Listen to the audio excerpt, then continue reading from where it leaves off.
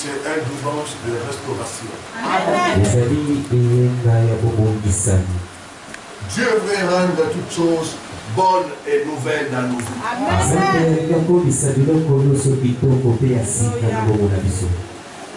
C'est la pensée du Seigneur pour ce mois de novembre. Dieu dit, je vais restaurer mon peuple. Soyez prêts à vivre la restauration ce mois de novembre. Nous avons un Dieu qui restaure toutes choses. Je vais vous demander à ce mois de novembre d'avoir la foi dans ce Dieu-là. Il est capable de restaurer toutes choses. Croyez à cette parole. Croyez à la prophétie du mois. C'est mon mois de restauration. Dieu va me restaurer. Spirituellement. Physiquement. Matériellement. Et émotionnellement. Croyez à la prophétie du mois. Sans la foi, nous ne pouvons rien recevoir l'Esprit.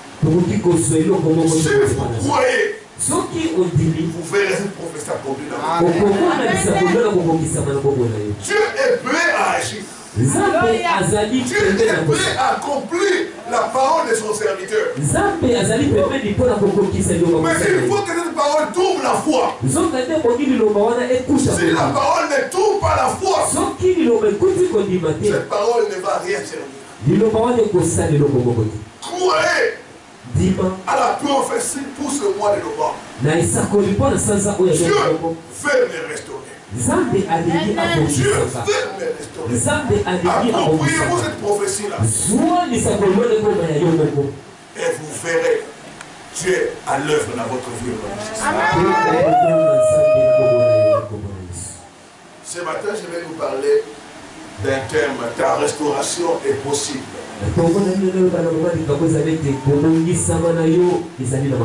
Ta restauration est possible. Aide-moi à dire à la personne qui est à côté de toi, ta restauration est possible. Amen. Amen. Je ne t'ai pas entendu. Ta restauration est possible. Ta restauration est possible. Ma restauration est possible. Ma restauration est possible. Amen. Amen. Qu'il en soit ainsi au nom de Jésus. Nous allons lire dans la parole du Seigneur. Ruth chapitre 1. Ruth chapitre 1. Du 1er au 5e verset. Et puis nous lirons le verset 9 au verset 14. Ensuite nous lirons le livre de Joël. Chapitre 2. Le verset 25 à 26. Mettons-nous debout pour la lecture de la parole.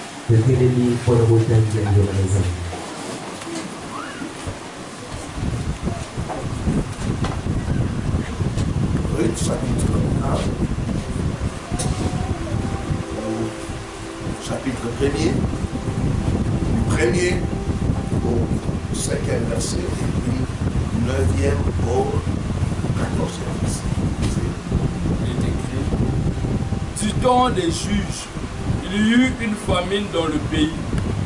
Un homme de Bethléem de Juda partit avec sa femme et ses 2 fils pour faire un séjour dans le pays de Moab. Le nom de cet homme était Elimelech, celui de sa femme Naomi, et ses 2 fils s'appelaient Machlon et Kiljon. Ils étaient Éphrasiens de Bethléem de Juda. Arrivés au pays de Moab, ils y fixèrent leur demeure. Elimelech, mari de Naomi, mourut et elle resta avec ses 2 fils. Ils prirent des femmes moabites, dont l'une se nommait Orpa et l'autre Ruth, et ils habitèrent là environ 10 ans. Machlon et Jean moururent aussi tous les deux, et Naomi resta privée de ses 2 fils et de son mari. Verset 9. Que l'Éternel vous fasse trouver à chacune du repos dans la maison d'un mari. Et elle les baisa. Elles élevèrent la voix et pleurèrent. Et elles lui dirent, non, nous irons avec toi vers ton peuple. Naomi dit, retournez, mes filles. Pourquoi viendrez-vous avec moi? Ai-je encore dans mon sein des fils qui puissent devenir vos maris? Retournez, mes filles. Allez, je suis trop vieille pour me remarier. Et quand je dirai, j'ai de l'espérance, quand cette nuit même je serai avec un mari et que j'enfanterai des fils, attendriez-vous pour cela qu'ils eussent grandi? Refuseriez-vous pour cela de vous marier? Non, mes filles, car à cause de vous, je suis dans une grande affliction de ce que la main de l'Éternel s'est étendue contre moi. Et elles élevèrent la voix et pleurèrent encore. Orpa baisa sa belle-mère, mais Ruth s'attacha à elle. Amen. Amen.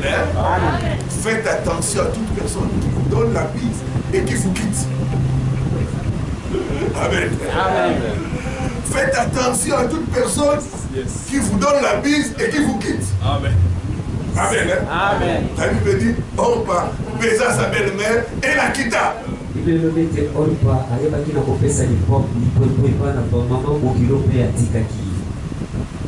Mais Ruth s'attacha à elle. Joël chapitre 2, verset 25 à 26. Mettons-nous debout, s'il vous plaît. Nous sommes en train de lire la parole de Dieu. La parole, c'est Dieu. Joël chapitre 2, du 25e au 26e verset, j'ai lu au nom de Jésus-Christ. Je vous remplacerai les années qu'ont dévoré la sauterelle, le Gélec, le Asile et le Gazam. Ma grande armée que j'avais envoyée contre vous. Vous mangerez et vous vous rassasierez et vous célébrerez le nom de l'Éternel votre Dieu qui aura fait pour vous des prodiges. Et mon peuple ne sera plus jamais dans la confusion. Amen. Et que Dieu bénisse sa parole. Nous pouvons nous asseoir. Quand il y a la restauration, le peuple de Dieu n'est plus dans la confusion. Amen. Quand il y a la restauration, le peuple de Dieu est dans la joie. Quand il y a la restauration, les choses changent. La vie revient. Je prie mon Dieu, passe là au nom de Jésus. La Bible nous parle d'une histoire triste, c'est vrai, mais qui se termine bien.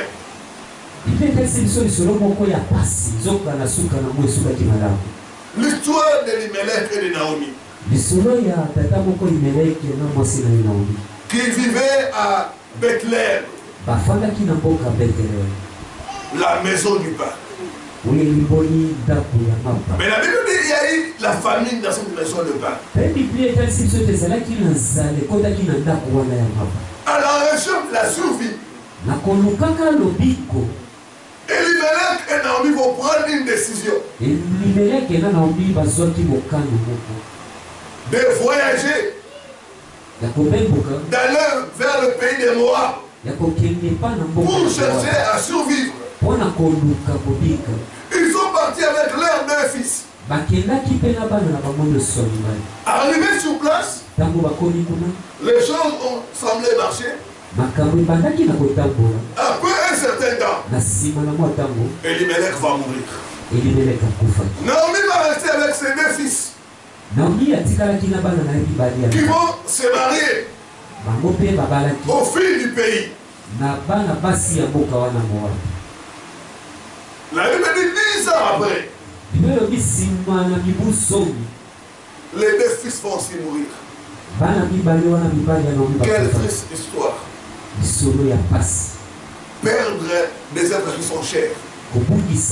À l'espace de peu de temps. C'était dur pour Naomi. Vraiment dur. Pas facile, frères et sœurs. Avec la douleur au cœur, Naomi va prendre une décision de retourner à Bethléem, de retourner dans sa terre maintenant, retourner dans son pays. Quand elle va prendre cette décision-là, elle va annoncer à ses belles filles. Elles étaient les Orpa et Ruth. La Bible nous dit ceci. Quand les deux belles filles ont entendu cela, elles ont commencé à pleurer.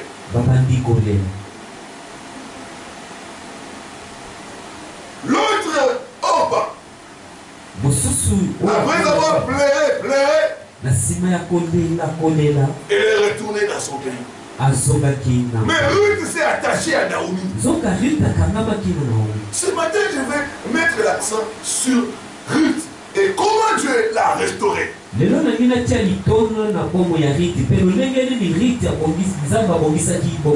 Dieu est un Dieu de restauration. Il est capable de te restaurer, mon frère. Quelle que soit ta situation, ta restauration est possible au nom de Jésus. Quand on parle de la restauration, il y a l'idée de perte. Il y a l'idée de perte. Quelqu'un a perdu quelque chose. Il faut qu'il soit restauré. Bien-aimé dans les Seigneurs, nous pouvons perdre des choses précieuses. Père, c'est ton cas, tu as perdu quelque chose de précieux. D'autres ont perdu des grâces, des dons spirituels qu'ils avaient avant. Mais ils ont perdu cela. D'autres ont perdu un mari, d'autres ont perdu l'emploi. D'autres ont perdu la santé. Je ne sais pas ce que tu as perdu ce matin. Mais Dieu est capable de te restaurer. Dieu est capable de te restaurer. Bien-aimés dans le Seigneur, nous pouvons perdre des choses. Premièrement par l'action de l'ennemi. La Bible dit le diable c'est un voleur. Il peut voler nos bénédictions. Il peut voler les choses qui nous sont précieuses. Je ne sais pas ce que l'ennemi a volé dans ta vie. Je prophétise, il y aura la récupération dans le Il y aura la récupération dans le Tout ce que l'ennemi a volé, nous allons le poursuivre. Et nous allons l'arrêter. Et nous allons récupérer ces autres.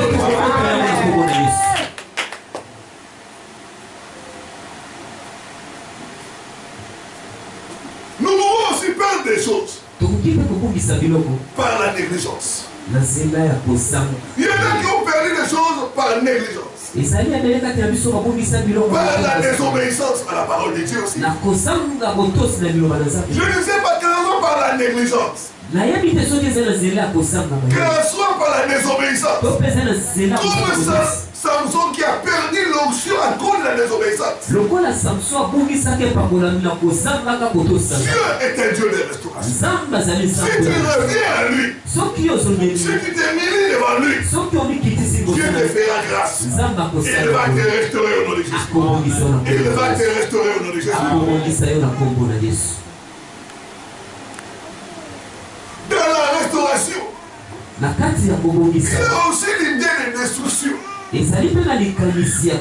Il y a beaucoup de gens, quand tu regardes leur vie,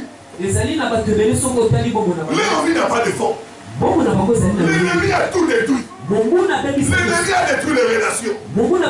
L'ennemi a détruit votre foyer. L'ennemi a détruit vos affaires. Dieu va vous restaurer au nom de Jésus. Il y aura la restauration au nom de Jésus. Dieu va réparer ta vie au nom de Jésus. Tout aspect que l'ennemi a détruit, Dieu va réparer cela. Je dis Dieu va réparer cela. Dieu va réparer cela. Au nom de Jésus-Christ. Je n'ai pas entendu ton amen. Est-ce qu'il y a quelqu'un qui croit à la réparation divine? Amen. Dieu est celui qui répare ce que l'ennemi a détruit. L'ennemi ne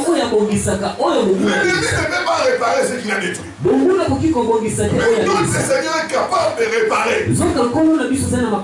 La Bible dit on l'appelle le réparateur de brèches. Là où il y a les anciennes, oui. Dieu peut donner un nouveau départ. Dieu peut faire le miracle. C'est la restauration. Je dis que c'est encore possible pour ton cas. C'est encore possible pour ton cas. Dieu n'a pas encore dit les derniers mots. Il est le Dieu de la restauration. Mais nous pouvons aussi perdre des choses par des circonstances qui dépendent de la souveraineté de Dieu. Nous regardons la vie de Ruth. Cette femme, comme toutes les autres femmes, elle a planifié sa vie. Je vais me marier, avoir des enfants, fonder un foyer heureux. Mais la Bible dit quelque chose qu'elle n'avait pas prévu est arrivé. Quelque chose qu'elle n'avait pas planifié est arrivé. Elle va perdre son mari. Il y a des choses qui nous arrivent que nous n'avons pas planifiées. Que nous n'arrivons pas à expliquer pourquoi. Pourquoi moi? Pourquoi moi? Pourquoi ma famille? Pourquoi des choses m'arrivent? C'était un malheur qui est arrivé à Ruth. Elle n'avait jamais souhaité. Un jour, c'est la trouvée veuve. Mais cela est arrivé. Mais c'est ton cas. Il y a des gens qui te sont arrivés. Mais tu n'avais pas planifié cela. Je me retrouve avec 6 enfants.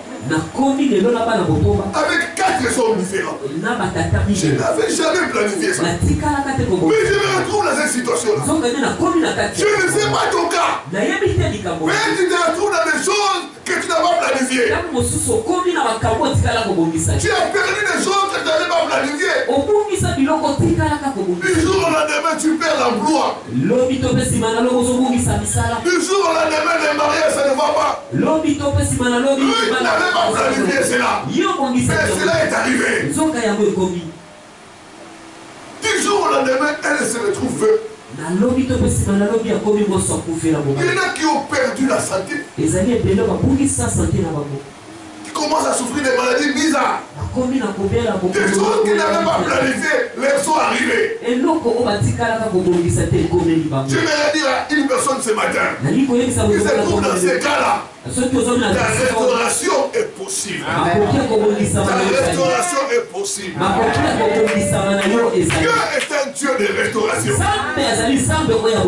Que ça ne soit que tu ne connaisses pas les raisons. Dieu est capable de te restaurer. Dieu est capable de te donner un nouveau départ. C'est possible au nom de Jésus. C'est notre mois de la restauration. Tu dois activer ta foi. Tu dois activer ta foi. Dieu est celui qui restaure. Quelles que soient les circonstances. Dieu est capable de tourner les circonstances à notre faveur. De nous élever. De mettre un chemin là où il n'y a pas de chemin. Je prophétise que Dieu mettra un chemin là où il n'y a pas de chemin dans ta vie. Dieu mettra un chemin là où il n'y a pas de chemin dans ta vie. Au nom de Jésus-Christ. Au nom de Jésus-Christ. Elle va se retrouver dans des circonstances qu'elle n'avait pas prévues.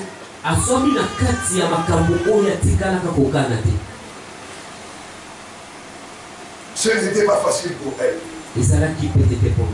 C'est là où je vais dégager le principe pour vivre la restauration divine.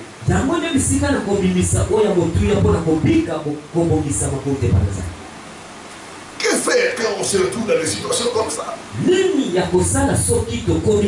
tu perds des choses, non par ta faute. Mais tu te retrouves dans des situations bizarres. Il y a d'autres qui sont enseignés, tu n'as pas même un endroit pour dormir. Tu as perdu même les logements. Tu es sous-logé. Mais avant, il n'y en avait pas. Mais tu te demandes qu'est-ce que je dois faire? Première chose, pour vivre la restauration divine. Je dis refuser de faire les deuils. Refuser de faire les deuils. Bien-aimé, Ruth était un grand jeune. Mais elle pouvait, c'était un grand choc. C'était un grand choc qui pouvait amener le désespoir. Perdre un mari. Quand on est encore jeune. Et tu te demandes, est-ce que je vais trouver encore un autre mari comme lui? Où es-tu, le Dieu d'Israël? Est-ce que je vais encore réussir à recommencer? Pourquoi seulement moi? Refuser de faire les deuils. Bien-aimé, Dieu ne répond pas au pourquoi. Beaucoup s'attachent à leur passé. Ils sont en train de regretter. Ah, si je savais. Si je savais. Le passé ne va plus revenir. Refuser de faire les deuils. Si Ruth a continué à faire les deuils, elle n'allait pas vivre la restauration. La Bible dit dans Ésaïe 43, verset 18. Mais pensez plus aux événements passés. Mais considérez plus ce qui est ancien. Il y a beaucoup de gens qui ne vivent pas la restauration. Parce qu'ils sont attachés à leur passé. Ils s'amènent à regretter les choses qu'ils ont perdues. Ils s'amènent à regretter leur position. Ils s'amènent à regretter les opportunités de mariage qu'ils ont ratés. Bien-aimé, le passé ne va plus revenir.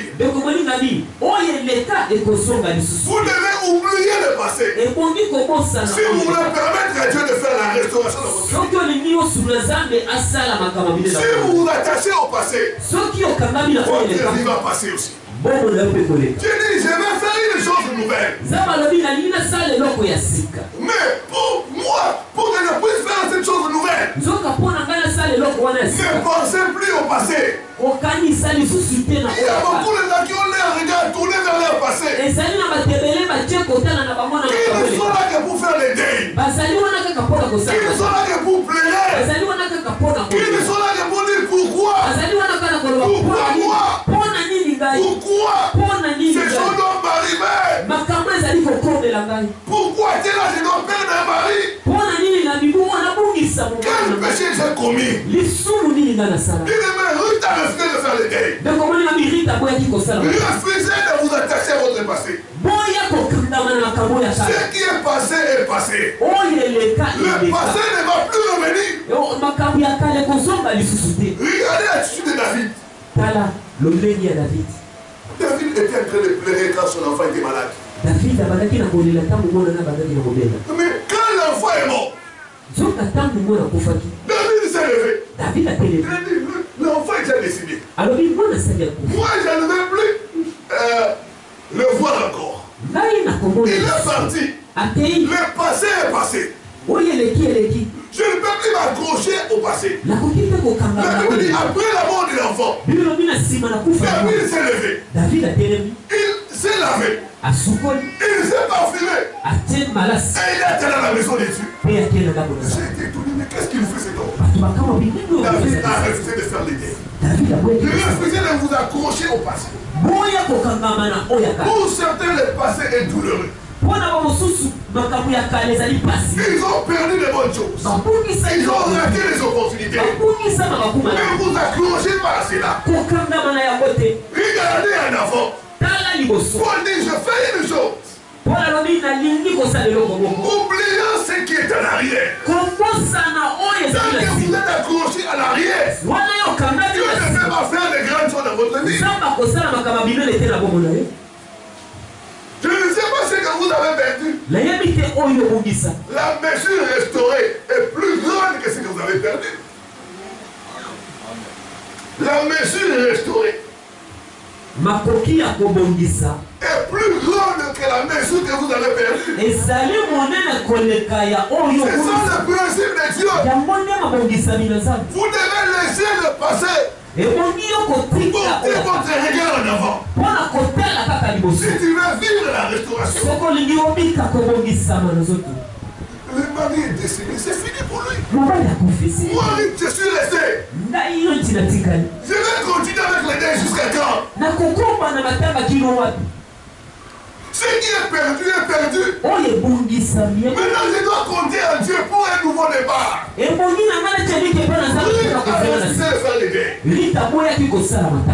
s'est levé. Il a dit non. Lui est déjà parti. Nous maintenant, qui sommes vivants, nous devons nous préparer. Nous devons voir d'autres choses. Bien aimé, Dieu est capable de t'accorder un nouveau départ. Si tu regardes en avant, cesse de regretter. Cesse de regretter. Cesse de pleurer. Ah, si cet homme m'avait épousé. Des jeunes filles qui sont comme ça. Ah, si cet homme m'avait épousé. Cet homme est déjà marié. Il ne va plus revenir. Ah, si j'avais eu cet emploi-là. Si j'étais dans ce poste-là, ça ne va plus revenir. Le passé ne va plus revenir. Il faut compter en Dieu pour un nouveau départ. J'ai dit, je vais faire une chose nouvelle. Que Dieu puisse faire une chose nouvelle dans ta vie. Que Dieu puisse faire une chose nouvelle dans ta vie. Que Dieu puisse faire une chose nouvelle. Amen. Je vois Dieu faire une chose nouvelle dans ta vie. Je vois Dieu faire une nouvelle chose dans ta vie. Cesse de regarder en arrière. Cesse de regretter. Porte tes regards en avant. Et permets à Dieu de te restaurer. Deuxième chose. Ruth s'est attachée à Dieu. En s'attachant à Naomi, Ruth s'est attachée au Dieu de Naomi. Ruth 1, verset 16 à 18. Malgré ce qui lui était arrivé, Ruth s'est attachée à sa belle-mère. Il n'y avait aucune raison. Et c'est là qu'il a dit pendant qu'il poussait, cette femme a s'attaché à sa belle-mère. Puisque son mari est déjà décédé. Cette femme était libre.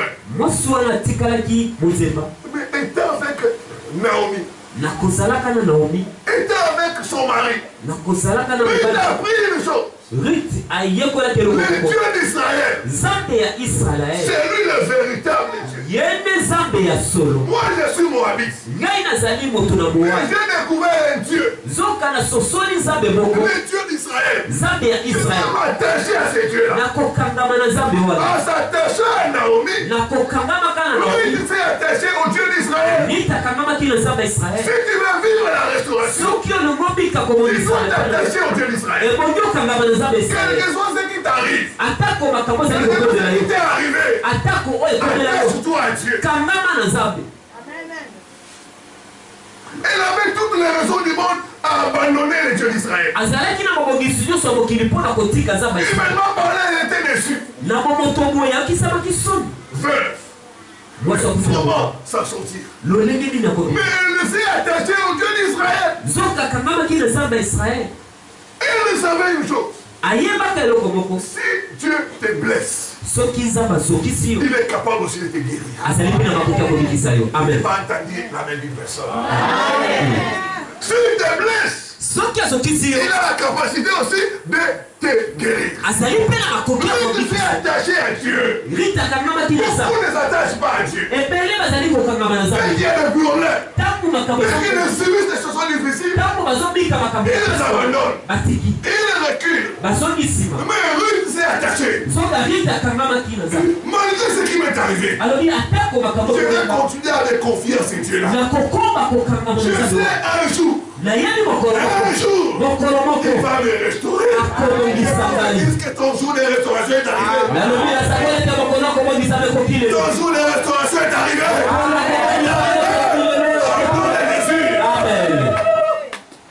Attache-toi donc à Dieu. Même si les affaires sont tombées. Même si tu n'as pas d'emploi. Même si tu connais des déceptions. Attache-toi à ce Dieu-là. Il est capable de lâcher. Il est capable de te restaurer. Ruth s'est attaché à Dieu. Malgré ce qui lui est arrivé, je vais m'accrocher. Parce que je sais un jour, ce Dieu-là va me restaurer. Va me restaurer. Va me restaurer. Pas aujourd'hui, mais demain, il va me restaurer. Naomi a essayé de décourager Ruth.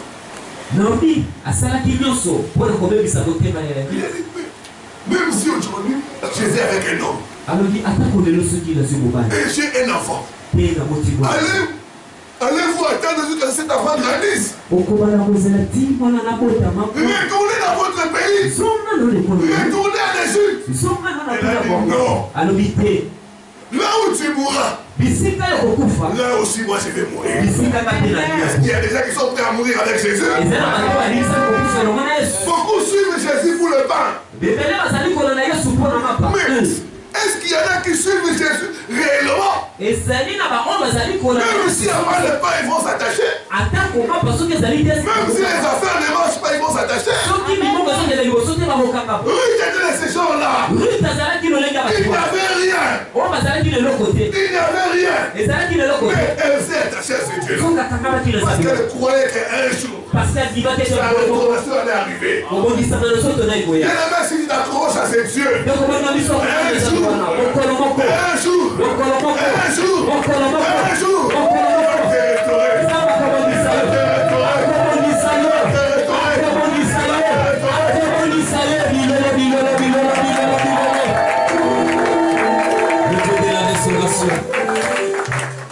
même si tu as perdu la réputation, il est celui qui remet encore la réputation. Même si tu as perdu les cheveux comme Samson, tu es capable de restaurer. Même si tu as perdu toutes tes économies, comme Job, c'est Dieu-là, est le rédempteur. Il se levera. Il se levera.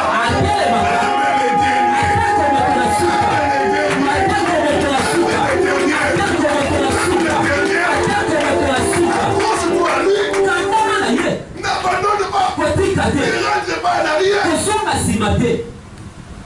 Même si c'est difficile, accroche-toi. Ne rentre pas en arrière. Il t'a dit là où tu vas mourir. Là où je mourrai. Ton peuple sera mon peuple. Nous avons besoin des gens comme ça dans l'église. Des chrétiens qui peuvent s'accrocher. Même dans la disette.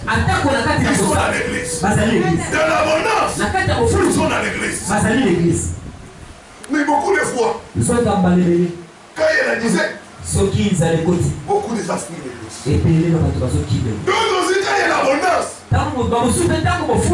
ils fuient aussi. Parce que je n'ai pas l'état. Les affaires me prennent tout le temps. Le travail me prend tout le temps. Je n'ai plus l'état. Mais Ruth n'était pas de ces genres de personnes. Elle s'est attachée à Naomi. Elle regardait loin. Pour les chrétiens qui ont la vision, qui ont compris que rien ne peut les séparer de l'amour de Christ. Ni la tribulation, ni la nudité, ni les épreuves, rien ne peut les séparer de l'amour.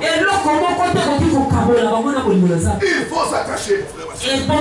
Si tu veux vivre la restauration, il faut s'attacher. Les gens commencent à se moquer de cette jeune femme. Mais qu'est-ce qu'elle fait auprès d'une vieille femme? Pourquoi elle suit cette vieille femme? Pourquoi elle suit cette vieille femme? C'est déjà c'est bon qu'on est toi. Elle va à l'église, elle n'a rien. Ses affaires ne marchent pas. C'est Dieu là qu'elle va prier et même incapable de donner un mari. Toi, accroche-toi à ce Dieu-là. Un jour où tu agiras, tes ennemis vont commencer à te féliciter. Tes ennemis vont commencer à te féliciter. Accroche-toi à ce Dieu-là. Ruth s'est accrochée. Et elle a vécu la restauration. Tu vivras aussi la restauration dans les jours. Tu vivras aussi la restauration dans les jours.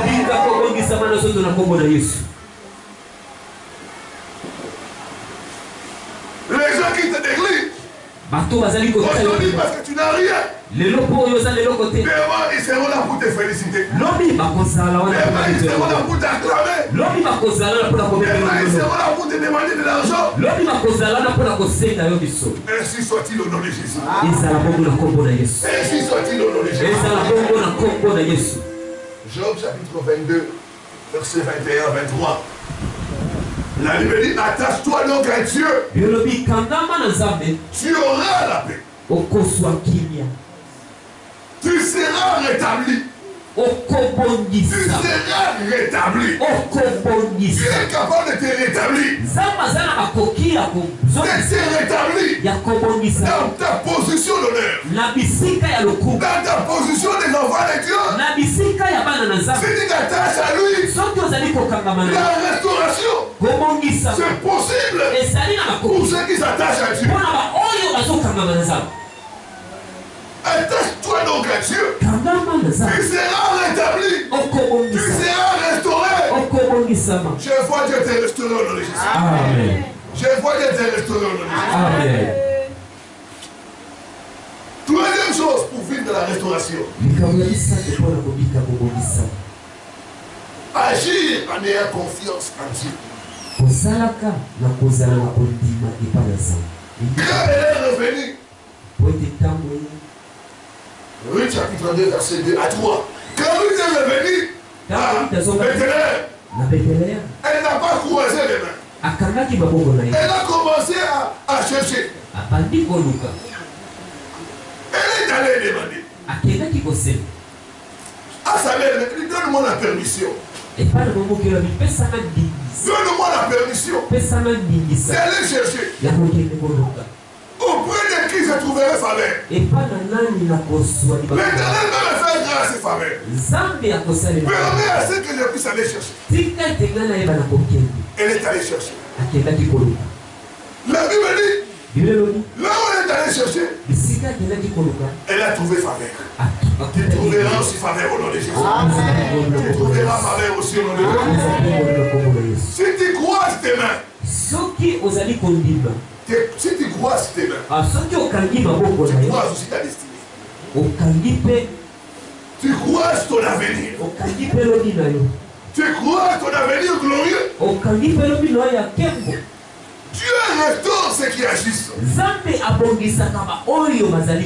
Dieu restaure ceux qui passent à l'action. Tu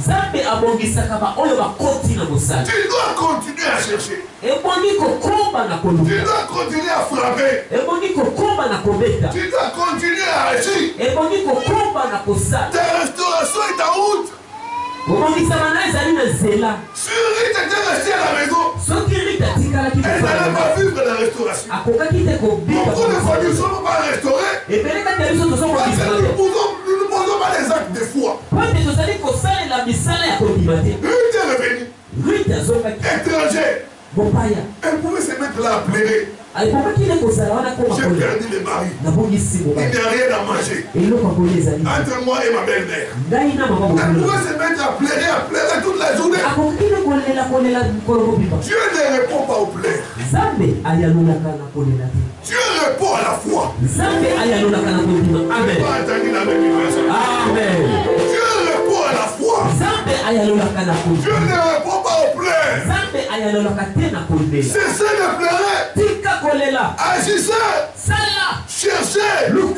Frappez. Demandez. Ruth est revenue. Quand elle est revenue, tout était à zéro. Naomi n'avait rien comme économie. Ils sont revenus là, dans la maison, certes, oui, mais il n'y a rien à manger. Elle a dit, je ne vais pas commander, je vais aller chercher. Enfants de sortir de ce système-là de mendier. La Bible dit, le juste ne manquera pas son père, ni il ne sera pas mendiant.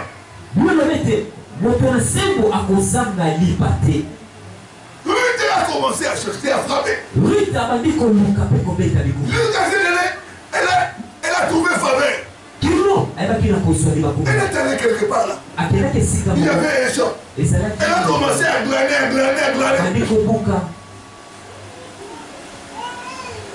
Les travailleurs de ce champ là ont apprécié le courage de cette jeune femme. Ils l'ont laissé travailler.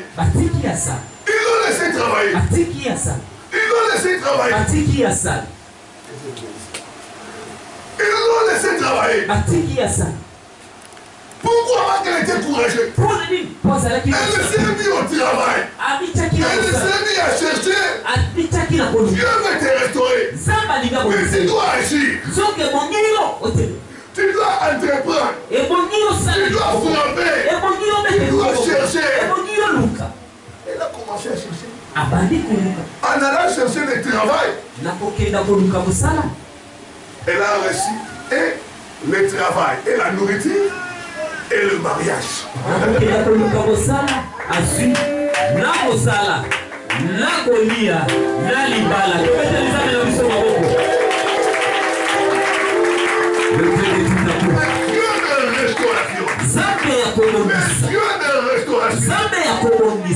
y a une de nos soeurs qui a témoigné. Son mari l'avait abandonné avec 3 enfants. Elle qui était dans de bonnes conditions parce que le mari était un officier à l'époque de Mobutu.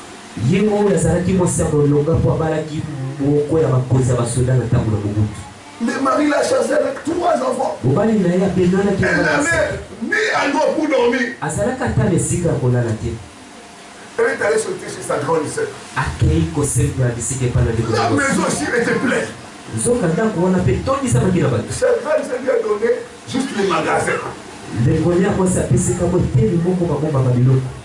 Là, dans ces magasins, elle a mis les livres pour elle et pour ses 3 enfants. Bien-aimé, elle avait toutes les raisons de pleurer. De voir que sa vie était gâchée. Mais comme Ruth, elle a refusé de faire les dés. Elle a dit non. Le mari m'a abandonné. Mais Dieu ne m'a pas abandonné. Dieu ne m'a pas abandonné. Elle est restée là, elle a commencé à chercher. À faire des affaires. Petit à petit, Dieu a étendu sa main. Elle a eu l'argent. Elle a acheté un terrain. Elle a commencé encore à chercher. Elle a commencé à construire. Et elle a terminé la maison. Elle a commencé à éduquer les enfants. Toujours en contresser le Seigneur. Sans mari, sans homme. Mais elle s'est mise à chercher. Elle a dit, parce que j'ai refusé de me prostituer. Alors, il va te battre. Dieu refusé cela. Je dis, je vais me battre. Alors, il faut des fois se battre avec Dieu. Si vous battez avec Dieu, il y aura la restauration. Il y aura la restauration. Il y aura la restauration. Il y aura la restauration. Cette femme s'est battue avec Dieu. Là, elle était en train de soutenir l'œuvre de Dieu. Elle était de soutenir l'œuvre de Dieu. Dieu a ouvert les portes. Elle a terminé la maison. Elle est atteinte. Elle a éduqué ses enfants. Elle a même envoyé ses enfants étudier à l'étranger. Dieu a étendu sa main, frère. Le jour où nous sommes allés chez elle, elle a appelé tous les pasteurs de la communauté. Elle dit, cette maison ici, c'était comme inachevée. Mais j'ai terminé la maison. J'ai voulu rendre grâce à Dieu. Là où Dieu m'a pris, regardez mes circonstances. Mais Dieu m'a amené là. Bien-aimé, Dieu est capable de te restaurer. Dieu est capable de te restaurer. Dieu est capable de te restaurer. Refuse de faire les deuils. Même si tu as perdu les mariages, même si tu as perdu l'emploi, ce n'est pas encore fini. La personne qui a le dernier mot dans ta vie, c'est Dieu. Tu peux tout perdre. Mais si tu ne perds pas Dieu, tu peux tout récupérer. Tu peux tout récupérer.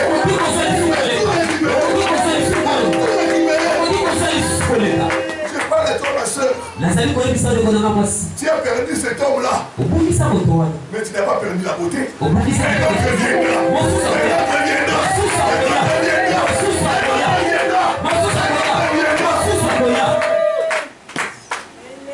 Tu as perdu le marchandise. Tu as perdu le capital. Mais tu n'as pas perdu l'intelligence. Cette intelligence qui te permettra de récupérer.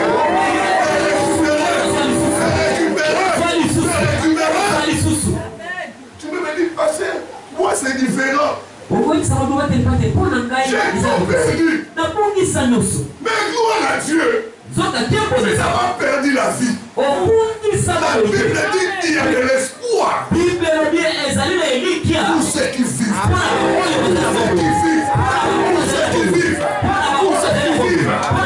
Le fait que tu vis, tu peux récupérer. Tu peux tout récupérer. Tu peux tout récupérer. Tu peux tout récupérer. Tu peux perdre le filet. Mais si tu ne perds pas l'onction, les fidèles viendront. Les fidèles viendront.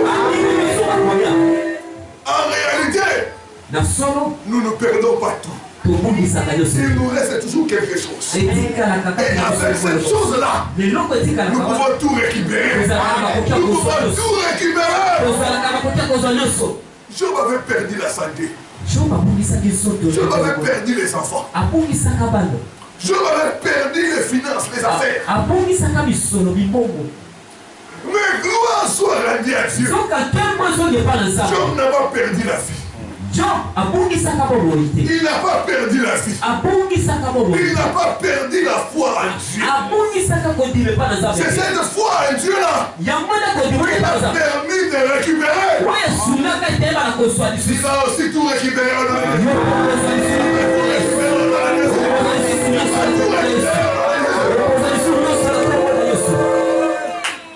Qui pouvait croire que Ruth allait se marier un mariage royal.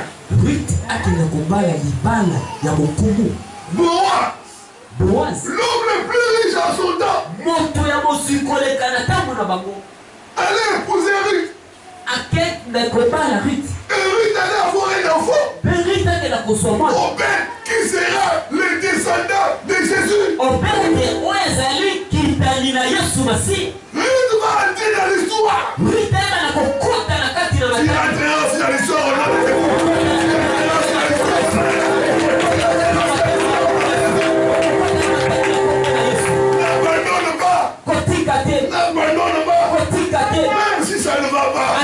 Accroche-toi. Garde la foi. Garde la foi. La foi nous permet de tout récupérer. Ruth est passé de la pauvreté à la richesse. Amen. Ce qui était de son mariage passé là avec le Kirjon, c'était rien. Je vais dire à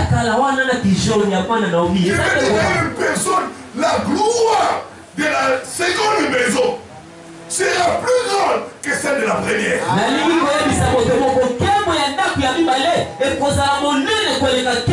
gloire de la seconde maison sera plus grande que celle de la première. Alors cesse de regretter, cesse de pleurer, cesse de faire les deuils, fais confiance à Dieu. Le meilleur est en route.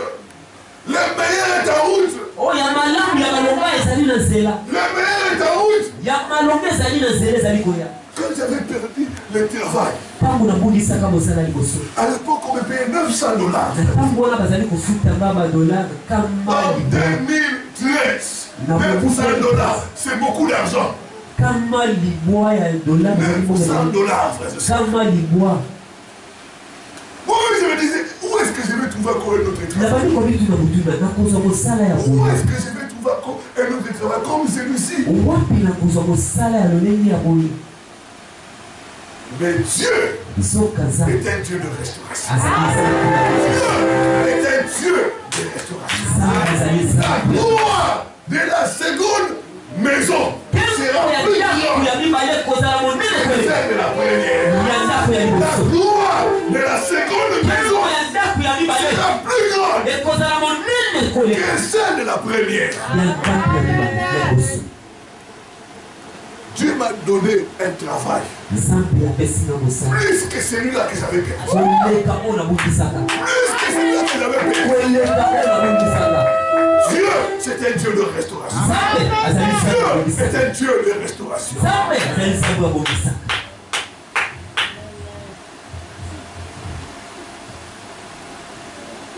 Quand ma ex-fiancée m'avait abandonné, j'ai pleuré. J'ai pleuré, frères et sœurs. J'ai dit, où est-ce que je vais trouver encore une autre femme? Ah, j'ai pleuré, frères et sœurs. C'était mal. Mais la gloire de la seconde maison sera plus grande.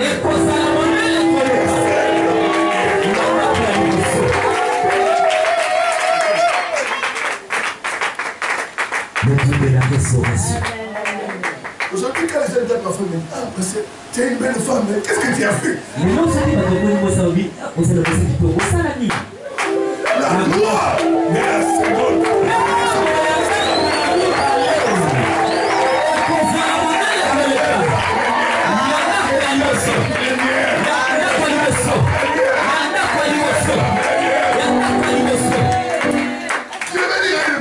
Croire à la restauration. C'est possible. C'est possible. Et la foi. Dieu est celui qui restaure. Que Dieu bénisse ça.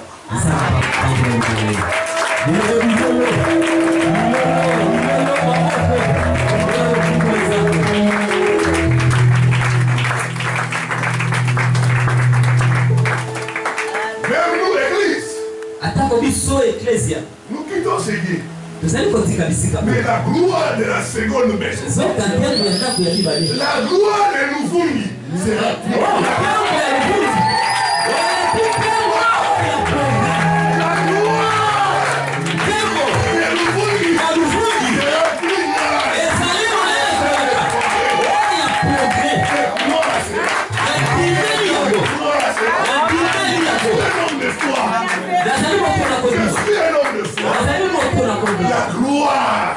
de la seconde maison sera plus grande. Mettons-nous debout, nous allons prier le Seigneur.